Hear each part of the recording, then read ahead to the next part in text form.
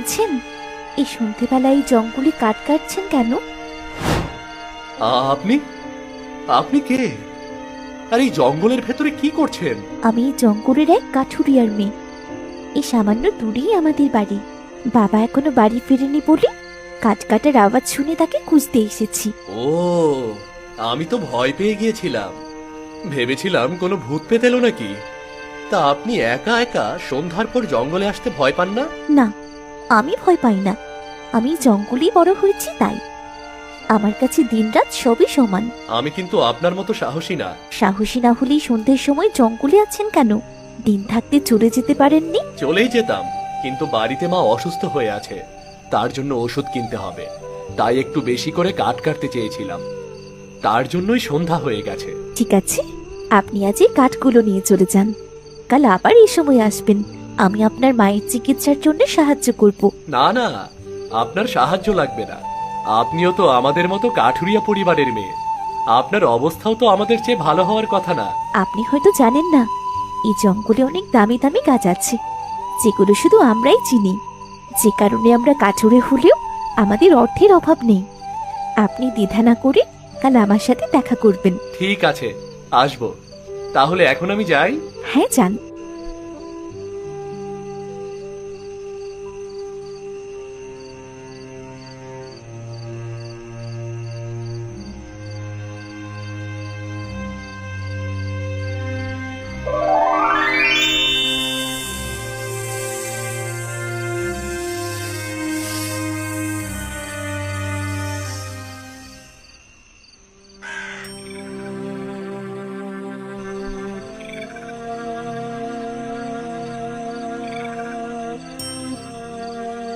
এসেছিস অরুণ? হ্যাঁ মা, এসেছি। কিন্তু তুমি বাইরে কেন? তোমার শরীর ঠিক আছে তো?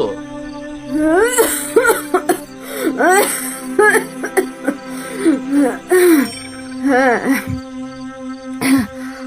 আমি ঠিক আছি। তোর বাড়ি ফিরতে দেরি হচ্ছিল বলে তোর অপেক্ষায় বাইরে বসে আছি। যা, মাথা থেকে বোঝাটা নামিয়ে ভিতরে আয়, তোকে খেতে দি। তুমি কেমন ঠিক আছো তা তোমার কথা শুনেই বুঝতে পারছি। দাঁড়াও, দেখছি।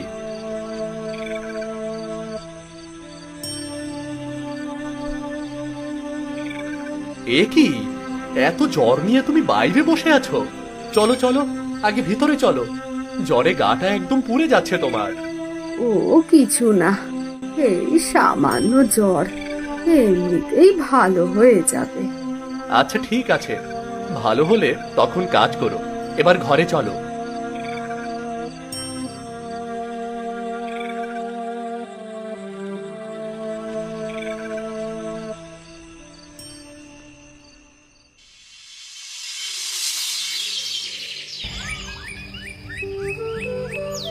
মা, আমি কাজ কাটতে গেলাম, তুমি ঠিক মতো খাবার খেয়ে নিও, কেমন? আজ কি তুই একাই যাচ্ছিস? হ্যাঁ মা, একাই যাচ্ছি। গনি ভাই আর জব্বার কাকা গঞ্জে গেছে। তাহলে বেশি দেরি করিস না, বেলায় বেলায় ফিরে আসিস। আমার আজকে আসতেও একটু রাত হতে পারে। আজকে আবার একজনের সাথে দেখা করতে হবে। তবে তুমি কোনো চিন্তা করো না, আমি সময় মতোই ফিরে আসবো। ওই জঙ্গলে আবার কার সাথে দেখা করবি? আছে মা, আছে। তোমাকে সব পরে বলবো। এবার আমি চললাম। ঠিক আছে, যা। ছেলেটা ছোট রেখেই ওর বাবা মারা গেছে, সেই থেকে ছেলেটা শুধু কষ্টই করে যাচ্ছে। ছেলেটার কষ্ট আর সহ্য হয় না।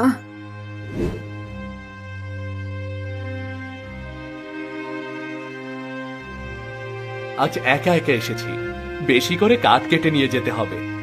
আবার ওই মেয়েটার সাথে দেখাও করতে হবে। কাজ শেষ করার আগে মেয়েটা আসলে ভালোই হতো। দেরি না করে এক্ষুনি কাঠ কাটা শুরু করি।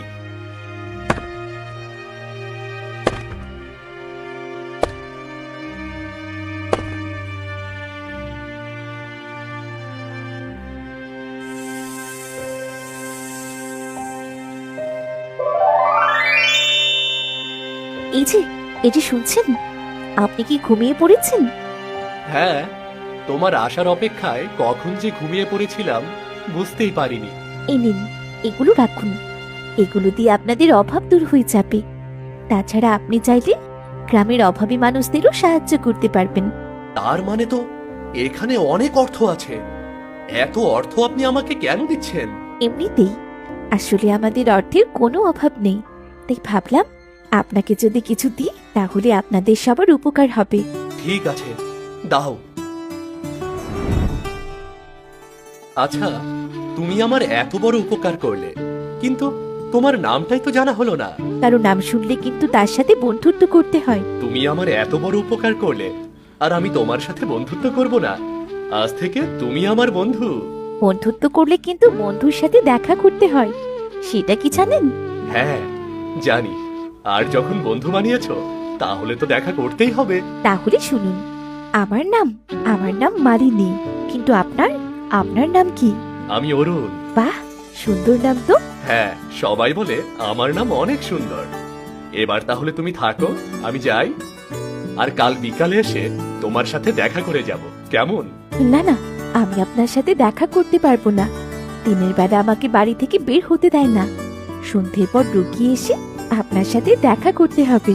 কিন্তু তুমি আমার সঙ্গে লুকিয়ে দেখা করবে কেন? পারে, আপনাকে বন্ধু বানিয়েছি না, আর বন্ধুর সাথে দেখা করার জন্য এইটুকু কষ্ট তো করতেই হবে। ঠিক আছে, আমি কাল সন্ধ্যার পরে তোমার সাথে দেখা করব। এবার আমি চললাম।